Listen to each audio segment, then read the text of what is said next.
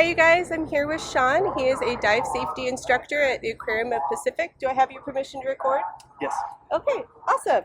Why don't you tell us about yourself first? My name is Sean, obviously, as you guys know. I am the dive safety officer of field operations here at the Aquarium Pacific. I've been at the aquarium since 2023, so about a little over 3 years. My role here is overseeing all of the field operations, so includes our conservation research, diving that we do out on behalf of the aquarium, as well as our boating program. I also oversee just one ADSO that works with me out in the field, but we're basically the ones that facilitate and do all the teaching and instructing and logistics for diving outside of the aquarium for the aquarium, if that makes sense. Yeah. So, Well, that's super cool. What are your most important qualities an effective leader should have? it's a great question, and I was thinking about that. The most important quality, I think, for a leader is someone to, number one, lead by example. Is a big proponent for mine.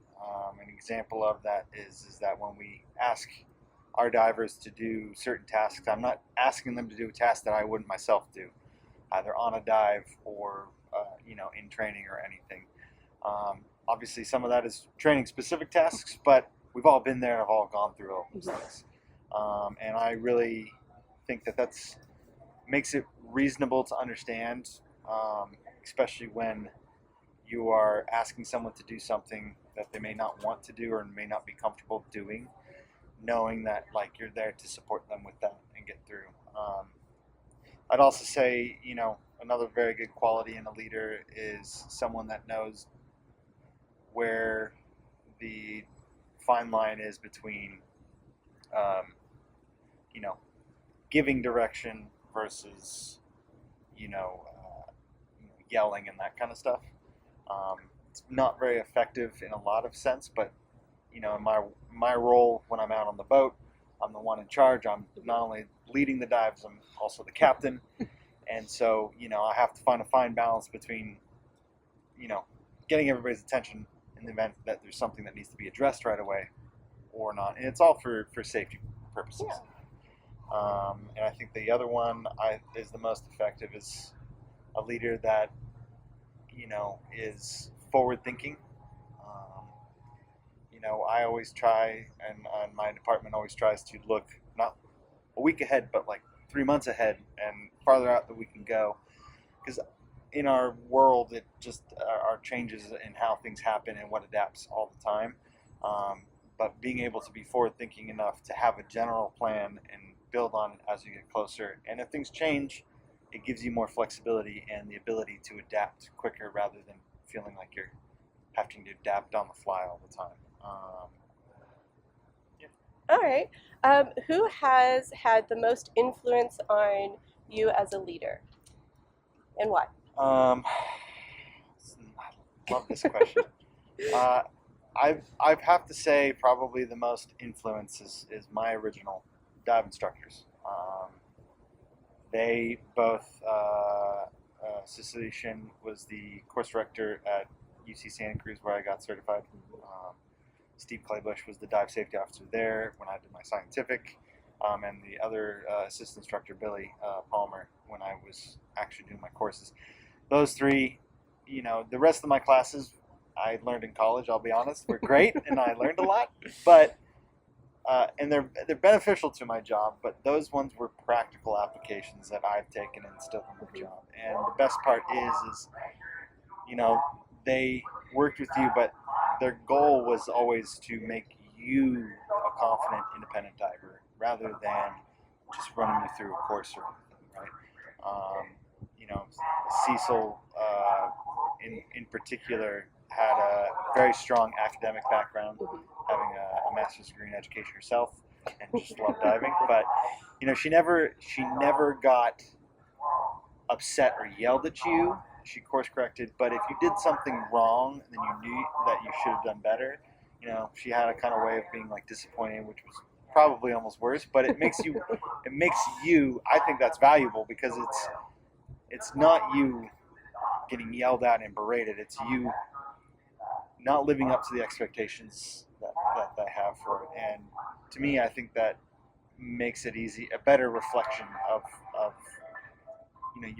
your own individual prides or human's prides, depending on the individual, right? It's, it makes you think about where you're at and what you're doing, and step up to the plate a little bit if you're not doing so well, at least in that regard. But as a teacher, I mean, I wouldn't be here without any of them, so that's probably the most influence. So how has your leadership skills evolved over time? They've evolved in many ways over time. I've, especially being in this job and at my previous job, working as an assistant dive safety officer at the California Science Center, I learned a lot, not only in how to work with and manage varying groups of people, from staff, particularly husbandry staff here at the aquarium and there, as well as dive volunteers and other staff and guests, but also in terms of understanding where I know my leadership values are, in terms of like where I am strongest, feel the most confident in, where I feel weaker in, and being able to just have the attitude of going back and reflecting upon it. I've evolved in understanding specifically, like, a good leader also has the ability to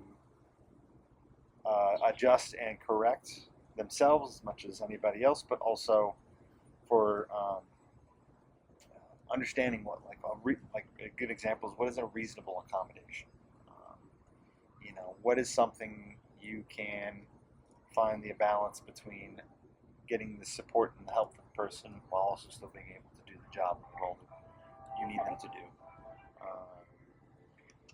And it's been a great learning curve. At the end of any class that I teach for the scientific diving program, we ask the volunteers or the staff who are taking it to give us a little review of what went well, what they didn't, what they liked, what they didn't like, as an open-ended. I take none of it as a personal thing to me, because ultimately the whole point of me teaching is to make them better divers and them be able to be successful, and that's what I want: safe and successful divers. So I've learned a lot through those, as much as anything else too. Okay. Great. How do your values guide the way that you lead as well as make decisions? My values guide them a lot, I think.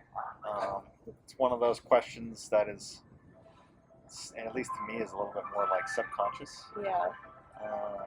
It's something that we always act upon without realizing or thinking. I value, the biggest thing that I think is the most efficient one for me, is that I value in my role strong independent divers that are trained well and safe. And it is my obligation in my job, but also my personal desire, to provide them with all that kind of necessary skill set that I can. I'm very much I'm not a people pleaser is how I would word it, but I'm very much a person that is empathetic and understanding of others, and sees the value in others and how they can achieve those values. But I'm also one that, if you're going to do something that is going to put others at risk or yourself at risk, I would rather you not be in my program. I'm just going to not have it. Yeah. And it's a driving force in that regard. I mean, on the other side of it too, my lost my train of thought. Give me 1 second. Values guide your leadership and decisions. And also just the respect to have for everybody individually, the responsibility to not only to yourself, especially in diving, but also to your dive buddy, right? You don't want to put anybody in a position where they have to choose their health and safety over a task in hand or anything like that. Yeah. So, Okay.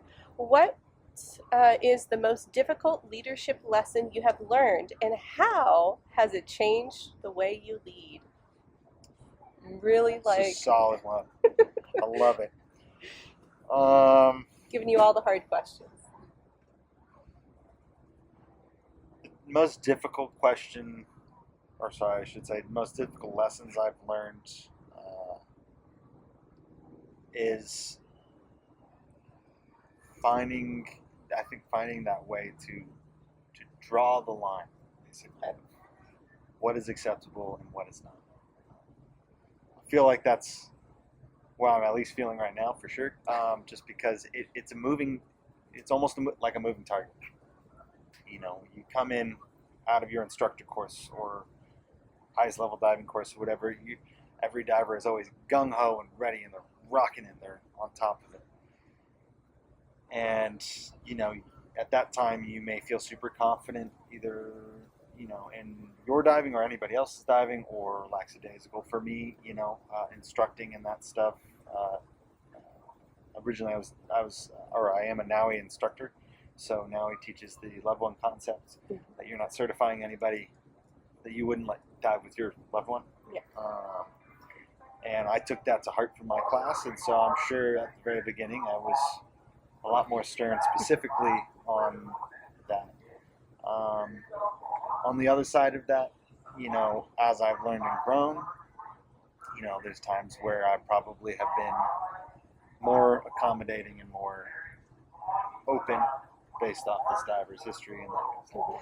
And so it becomes very difficult to define where that line is all the time. But, finding the values or the specific hardline points, like you go past this point, what do I have to do or what I need to do? Because ultimately, my goal is, everybody is a safe and effective diver, and we're mitigating risks everywhere that we can. So, but it's definitely been that's hard lessons learned, but also an ongoing lesson. Okay. I think. Yeah. And then our last question is, how do you build trust and create positive work environment for your team? I like this question. I would like to think that my team really likes me and enjoys it, but Don't we all? I also, don't really. If people have issues with me, particularly on that, I definitely leave the floor open for them to talk and discuss. How I tend to try to build trust is